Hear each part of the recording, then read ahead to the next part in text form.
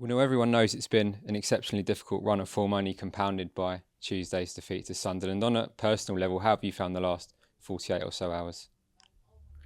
Yeah, can't lie. It's been tough. We're all human. We all have emotions, and you feel it. You feel the responsibility of the situation that we're in.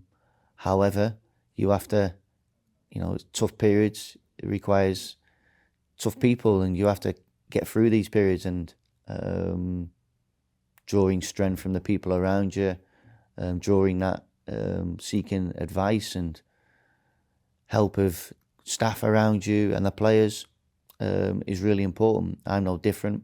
It does affect you, but then it's my job to think about what we've done well, what we need to improve. There's obvious things that we need to improve, and then how do you manage the group accordingly in preparation for the next game. What has the training ground been like these past few days? Well, it's not been a party, that's for certain. The players are feeling the situation. There is obviously a lack of confidence in certain moments of the game. So sometimes in these situations, I think less is more. Simplicity is best. Getting that balance right between making sure the players know the situation, know what we need to improve, confronting them, challenging them, but also they've got to feel the support as well. And that's getting that balance right. And that's where you draw on the years of it, your experience and the staff around you to make sure that the messages that they're getting are the right ones. How did the players get themselves back to a level where they're capable of getting a result at Middlesbrough on Saturday? Well, we've spoken about it as a group, and what we've got to do, and again, with the run of results that we're on, it's very difficult sometimes to concentrate on positives, because there was positives against Sunderland the other night, the way we started the game, the way we started the second half. We had a lot of good play, good passages of play. We got to the final third often. We played some really good football, but because of the end scoreline, you can forget about that. So it's just making sure that we stay balanced in our approach. That's not to say that we sweep under the carpet the things that we need to improve upon. We don't. We have to make sure that we can speak about them as well and be open and honest with ourselves and what we need to do to improve. And then talk about it, understand the moment that we're in. It's up to the players to recognise when we're in those moments in the game, and find a strategy for responding better in those moments. Because I say for large periods of the game the other night, we were in the ascendancy, but when something goes against us, it knocks us, and we've got to recognise that moment, understand what's happening, and respond in a better fashion.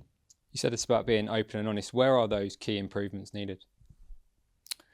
Both ends of the football pitch. As I think we got to the final third on countless occasions the other night against Sunderland, crossed the ball into the box. I think it was over 30 times in the game, but our final bits wasn't good enough. We didn't work the goalkeeper enough, didn't have enough shots, but our approach play was good. So that's a positive. But then we have the final bit wasn't. And then obviously the goals. And that looks, that's Millwall and Sunderland, the two home games, eradicating those sort of individual mistakes and stop conceding sloppy goals. So you have to stand up and do your job in those moments, and it's something that as a collective we can do a lot better at. As said, it's Middlesbrough this weekend, one of the most informed teams in the division since the arrival of Michael Carrick. What's been the secret to their success? Well, they've got good players, and they play a way that suits them. Obviously Michael's gone in and they've done a fantastic job, changed the way that they sort of play the game and the system that they use, and they've got good players and they're in form. So you can't face a more difficult game, I think, in this division at this moment in time. I think they're the form team in the division and they're playing at home. They had a fantastic result at Sheffield United the other night. So it's an extremely difficult task for us. But at the moment, my focus is on us and what we need to do. It doesn't really matter who we're playing at this moment in time. It's about us improving certain aspects of our performance. And there wasn't a lack of effort and application on the pitch the other night. What it is we're suffering in the moments where we don't do well enough, which then can look like at times it's demotivating, and that is for everybody, supporters included, and I understand that. But I can only look at it as a chance for us to learn and grow and improve and get better.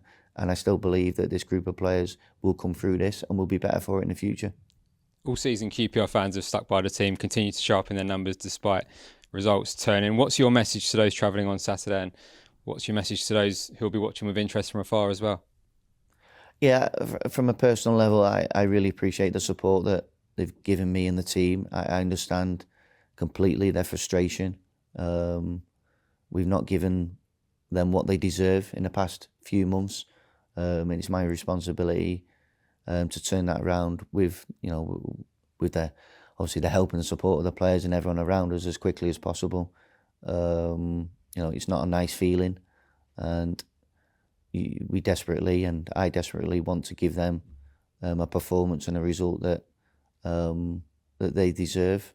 I was told before I came here about the supporters and how good they are, and they'll get behind the team, and I felt that. I have felt that, and quite rightly, there is frustration around the place. It's understandable because they care, and I can assure them that we care as well, and it's hurting. It's about us now sticking together, and we'll need our supporters with us. Just finally, team news ahead of the weekend. We saw Ethan Laird withdrawn early in midweek. What can you tell us about him and others?